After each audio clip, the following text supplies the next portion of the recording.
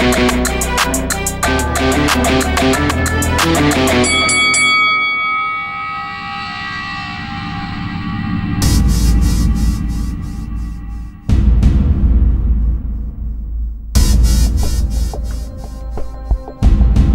December 22nd, Dillian Whyte and Derek Chisora will pick up where they left off 2 years ago. That fight was a battle which was a candidate for Fight of the Year, effectively a 12-round brawl, in which the body snatcher ultimately won by a split decision, a somewhat controversial result, and many fans had Chisora winning the fight. I had Chisora winning. There was unfinished business.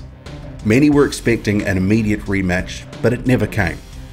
Instead, Dillian Whyte searched for much of 2017 looking for a meaningful fight, but for the most part, failing, going fightless until August of that year when he took on journeyman Malcolm Tan in a tune-up fight.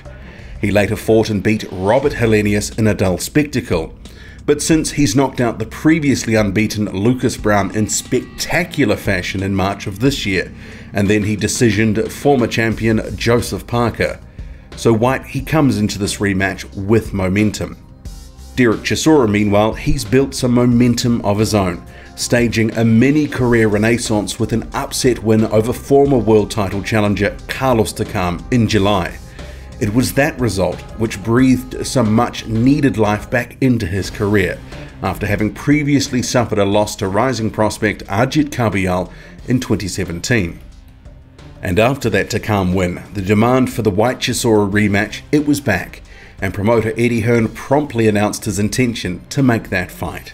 After some toing and froing over money, which included the arrival of David Haye on the scene as Chisora's new manager, the fight was made. In this video, I'll cover off 10 things that I've been thinking about related to this fight, and the what next. I'll start with Dillian Whyte, who goes into this fight as the favourite. Buckle in. Let's go. Number 1. Strategy is going to be key in this fight. It's been said by David Haye and Eddie Hearn that round 1 is effectively round 13, that these fighters will pick up from where they left off 2 years ago. But for me, if Dillian Whyte just goes headlong into another brawl, that's actually playing into Derek Chisora's hands, as that's the sort of fight that Chisora has proven that he's made for, and that he can win, and the Carlos Takam performance, that's certainly proof enough of that.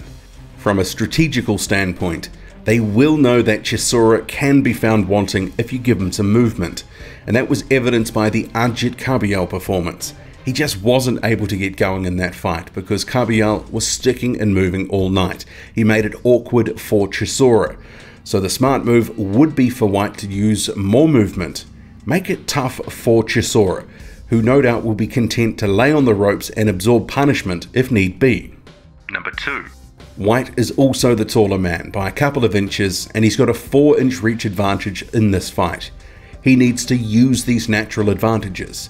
If he can establish the jab early on, he can work off it, and we've seen him before be effective when he does establish that jab, especially when it comes to opening up his much vaunted body punching, which I believe he has honed since the first Chisora fight. And one way to take the stuffing out of Chisora will be through precision body punching, and he should be going to the body early and often. And we've also seen Whyte has become very proficient at the catch and shoot, and that certainly worked well against Joseph Parker, and it ultimately led to a left hook knockdown. And with Whyte saying that he's physically now stronger and his previously dodgy shoulder has healed, if he can land some of his money punches, there is potential that he might be able to inflict more damage to Chisora this time around. Number 3. Conditioning will be key. There's no guarantees that Whyte will be able to get Chisora out of there early, so his fitness and overall stamina, it's got to be first rate. In the first fight, both guys tired down the stretch, and if this goes the distance again, the fitter man might be able to land the more telling work later in the fight. Even recently in the Parker fight, Whyte was gassing late on, and that almost allowed Joseph Parker to stop him in that final round, but he managed to escape with the victory. So Whyte will have to be conscious of how he's pacing himself in the fight, and he has to guard against emptying his tank too early on. And one thing that will help with that is well-placed, accurate punching. As we've seen previously, swinging wildly and missing, it can be incredibly draining.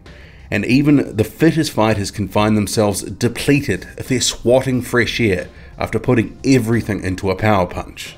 4. There's a lot on the line for Dillian Whyte in this fight. It's not a fight that he actually had to take, and arguably there's more upside for his rival Derek Chisora, who wouldn't have had the opportunity or access to the sort of payday that he'll get from this fight. And Dillian Whyte, he's currently firmly in the top 10 heavyweights in the world. He's picked up a string of good wins against decent opposition in the past 2 years. He needs to look good in this fight to solidify his place as one of the best guys in the division, and to reaffirm that he deserves a title shot. But also, a dominant performance will put the result of the first fight to bed.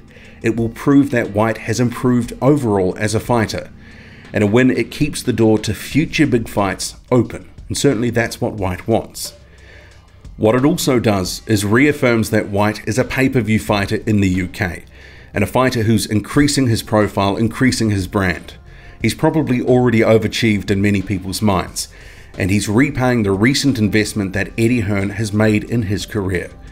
But with that in mind, there is an argument to say that Hearn, would he want to burn off this investment for an Anthony Joshua fight next, should he beat Derek Chisora? There is a question there because Dillian Whyte is a burgeoning industry of his own right now. Number 5.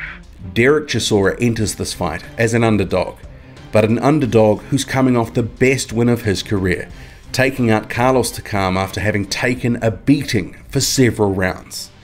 But with that knockout win, his stock is up, and it's paved the way for this fight, which potentially could be the last opportunity to mix it at the top level, and that's certainly depending on the outcome, depending on how he performs. But Chisora, who's actually had a couple of last chance saloon moments in the past year or two, he needs to leave it all in the ring. His conditioning is going to be a massive part of that. Previously, a knock on Chisora has been his motivation and conditioning.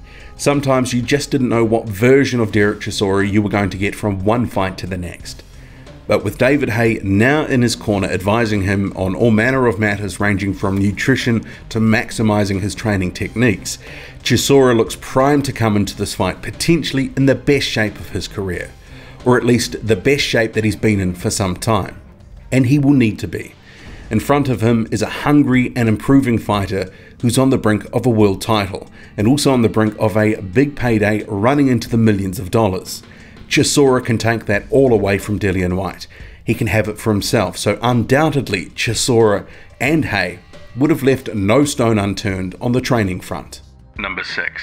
A secret weapon I believe that Chisora's had in his training camp is top contender Bryant Jennings, and he loves to mix it up on the inside. And for the sort of fight that Chisora wants it to be with Whyte, Jennings is an ideal sparring partner. Chisora has recently worked with the American prior to the Takam fight too, and you can see on screen Jennings up close touching him up, the sort of fight that, he could be in with Whyte. And Chisora, he can see him absorbing shots, waiting for his spots, waiting for an opening, and that certainly paid dividends in the Takam fight, which he ended up knocking out Carlos Takam after taking a beating over several rounds. And from what's emerged on social media, Jennings has been working Chisora to the body as well. And that's surely in preparation for the vicious bodywork of Dillian Whyte. Number 7. As I mentioned earlier, a close quarters brawl, if in fact the fight plays out like that, that's going to suit Derek Chisora. It's the sort of fight that he can win. So if this rematch devolves into a brawl like the first fight, I could well imagine him employing very similar tactics to the Takam fight, with Chisora looking to cover up to some extent, absorb some punishment while firing back when he can as the opportunity arises, and he may well again look to lay on the ropes as much of this happens. He will want his opponent to expend a lot of energy in those opening rounds, which will create opportunities for himself later on. That is, if he can sustain the punishment. Number 8. One of the questions about this fight is, how well will it do on pay-per-view? Some consider it to be a marginal pay-per-view event, and on the 22nd of December, it will be in direct competition with the Frampton and Warrington pay-per-view. The two main events will essentially be on at the same time, and some fans will not want to pay for both. The situation may actually see many fans stream one or even both cards. So in some respects, the event may not do as well as it otherwise would have done if it had had a clear run on the night. and couple that with the recent Tyson Fury and Deontay Wilder event. That has certainly hoovered up a lot of media coverage in the last month, potentially taking away from this, column inches and other media that this fight otherwise would have had. It's deprived it of some oxygen, but no doubt the hype machine will swing into action before the fight. Number 9. One of the carrots for the winner is a potential showdown in April with unified champion Anthony Joshua, who is going to be ringside for the fight. And that's led some to speculate he may in fact jump in the ring afterwards and go face to face with the winner. Whatever the case, the winner will need to put on the sort of performance that's able to generate enough interest for the wider public to want to see them in with Joshua in April at Wembley. There's a lot of variables, including Deontay Wilder and Tyson Fury, their fights talked about for Joshua, but the winner of this fight is odds on, in my view, the favourite to fight Joshua next. Number 10. The other thing to watch out post-fight is the WBC, the World Boxing Council, which recently announced it would approve an immediate rematch for Tyson Fury and Deontay Wilder. It said it will create a ruling which will also deal with the mandatory situation in the WBC. Right now, Dominic Breazeale is the mandatory challenger. Dillian Whyte is the #1 rated fighter in the WBC rankings. So potentially, if Whyte comes through this Chisora fight, we may actually see the WBC order him to take part in a fight with Dominic Breazeale for an interim title or something similar. And there's certainly more water to flow under the bridge on this with this ruling to come. So don't be surprised if something to that effect, as I've outlined, is ordered after the Whyte and Chisora fight. Whyte may have another option to pursue other than an Anthony Joshua fight. Whether he can take it, will take it, he's got to win first, but certainly there could be options. And in case you're wondering, I do believe Dillian Whyte will win this fight on December 22nd. That's it from me. Drop a comment, loud and often. Hit like, hit subscribe, follow me on Twitter. Boxing_squared. I'm out.